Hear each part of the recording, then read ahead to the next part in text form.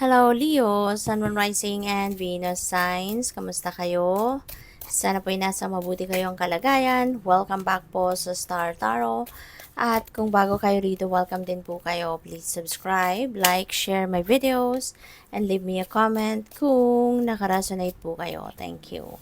So, ito yung mga tumalon, no? We have caterpillar. Sabi dito, things will not always be this way. A change is coming. So, napakaganda kasi, di ba? Pag may pagbabago, ibig sabihin, binibigyan tayo ng universe ng bagong pagkakataon to reshape our lives. Di ba? Kaya, ito, baka ang iba sa inyo nagsasabi, you are talking to yourself, no? At lagi na lang bang ganito? Ito na lang ito na lang ba ako, 'di ba? Wala nang pagbabago. So, maaring yan ay mabibreak na at meron ng pagbabagong magyayari, no? Sabi dito, things will not always be this way, no? Hindi yan forever. Kasi, 'di ba? There's only change, no? Change lang ang constant sa buhay natin, sa mundo, 'di ba? Kaya merong pagbabagong dadating. Huwag kayong mag-alala. Change is coming. And change is always for the better, hindi ba? Lalo-lalo na kung tayong gumagawa nito. Diba? Mas gugustuhin natin na baguhin ang sitwasyon natin for the better. Gusto natin na baguhin ang sitwasyon natin para mag-improve to better ourselves, to better our life, to better the quality of our life. Diba? Yung ganon. Kaya, yun, merong pagbabagong mangyayari. Mayroon din kayong secret admirer, no, Leo? Kung sino man ito. Baka ngayon, malaman mo na, 'di ba? Kung sino 'to, baka mapapansin mo na din na, okay, kaya pala siya gano'n makatingin sa akin, gano'n siya magsalita sa akin. So, baka mapansin niyo na 'yan sa ngayon. Baka mabisto mo na kung sino 'yan. We have announcement, Leo. Maaaring meron ditong announcement, no? Na maririnig kayo, no? That could be within the family, that could be sa trabaho, 'di ba? Or it could be anywhere, no? Na merong announcement, no, na maaring may impact 'yan sa buhay ninyo. So we have Apple. Temptation will test you. Ayan. So siguro may mga bagay dito na maaring pinangako ninyo sa sarili ninyo na hindi ko na to gagawin, hindi na ako magiging ganito, mga ganon, ano? At baka, diba? Baka merong temptation na lalapit sa inyo. No? Kaya, it's all up to you kung gaano kayo katibay, gaano katatag, gaano kayo ka-committed, no? Sa pangako ninyo, sa sarili ninyo or sa ibang tao. Na, alam mo yun, iiwasan mo nang gawin ang kung anumang bagay. So, we have whale, great worry over nothing. Ayan. So, baka ang iba sa inyo dito nagkaka-anxiety na sa kakaisip, sa kaka-worry, no? Pero, yung pala, kung ano man itong pinag-worryan mo, ano man itong pinag-aalala mo, hindi naman pala kailangan, 'di ba? Wala naman palang yung palang waste of time and energy talaga ang ginagawa mong effort sa pag-aalala sa sitwasyon na to or sa bagay na to. No, there is great worry over nothing. Wala naman dapat na ipag-alala pero bonggang-bongga ka mag-alala. Yung ganon, no? So, what else? We have elephant, a long journey, either physical or mental. Okay? We leave you wiser at the end. Ayan. So, pwedeng may physical travel dito ang iba sa inyo, Leo. Maaaring kayo ay maglo-long drive. Maaaring kayo ay pwede rin ditong mangingibang bansa ka or maybe magbabiyahe ka from other end of the country to the other end of the country. Yung mga ganon, no? Pwedeng ganon. Or, pwedeng yung travel na to, hindi naman physical travel, but this is mental travel. Baka meron kayong pinag-iisipan na talagang maaring seryoso, kaya malalim, no? Yung iniisip ninyo, malalim or malayo ang nararating ng isip ninyo. So, pwedeng may ganon. We have candle, you will be shown the way. This could be related to this, kung ano man itong iniisip ninyo. Huwag kayong mag-alala kasi you will be shown the way. Hindi mo kailangan ma-stress dyan. Diba? Mag-tune in lang kayo lagi sa inyong intuition because that's divine guidance. Gagabayan kayo ng universe. It will lead you towards the right direction, towards the right path. right decision, ganon.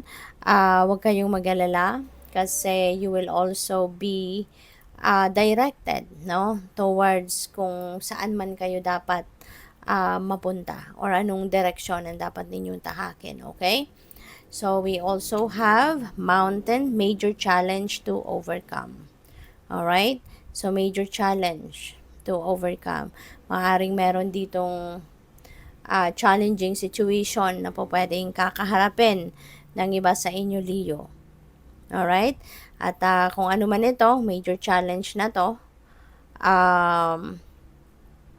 maaaring yung temptation yan, maaaring ito yung pinagwuwurihan ninyo.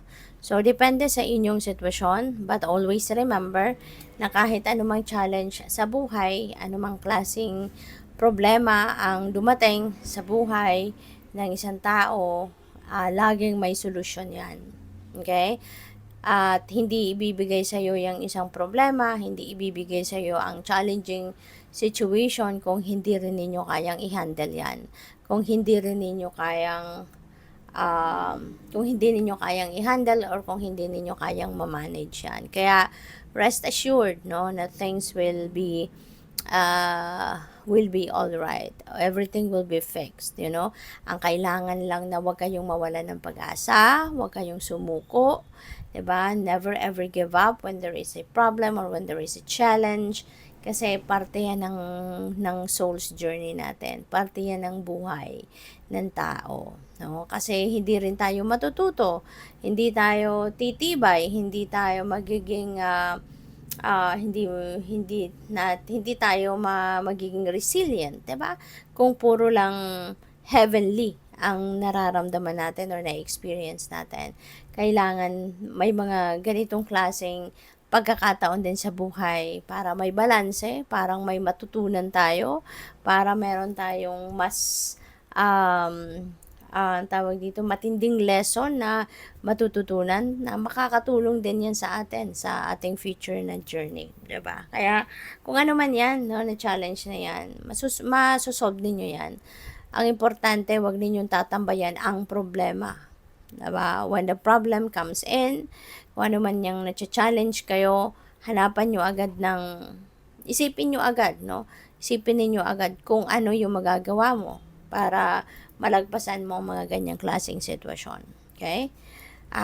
We have celebration, fun and enjoyment. Ayan, pwedeng may mga okasyon, nadadaluhan kayo or i-host kayo or maybe kayo ay maiimbitahan, no, sa mga okasyon, sa mga selebrasyon ng kung sino man, or baka kayo may mga achievement, 'di ba?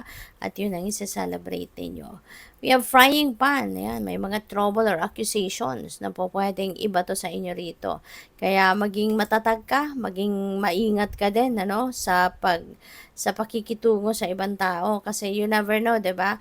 Minsan kahit wala ka namang ginawa, kahit wala ka namang sinabi, kung ikaw ay ituturo ng iba, 'di ba? Kaya kailangan maging alert ka. Maging alert ka, maging mapagmatsyag ka, at be careful with what you do, with what you say. Okay? Para makaiwas kayo sa mga ganitong klaseng sitwasyon. So, we have inkpot, problems to be resolved. Baka ito 'yon. 'Di ba? Kaya kailangan na lagi kang makikinig sa inyong intuition at always listen to the wisdom of your body kasi the universe will always send you a signal if there is something off, 'di ba, with the person that you're dealing with, or if there is something off with the situation na kinatatayuan mo or kinabibilangan mo, para makaiwas ka sa gulo, para makaiwas ka sa mga kung ano-anong drama, no, sa paligid mo. Kasi minsan kahit wala ka namang ginagawa, nadadamay ka na lang, hindi ba? Kasi ikaw ang nandiyan ka, may nakakita sa iyo, 'di ba? So pwedeng ituturo ka, pero kahit wala ka namang ginawang masama or hindi ka naman talaga directly involved sa kung anong sitwasyon, 'di ba?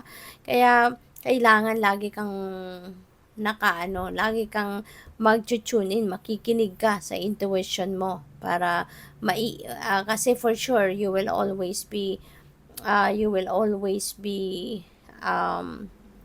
guided ng universe, 'di ba?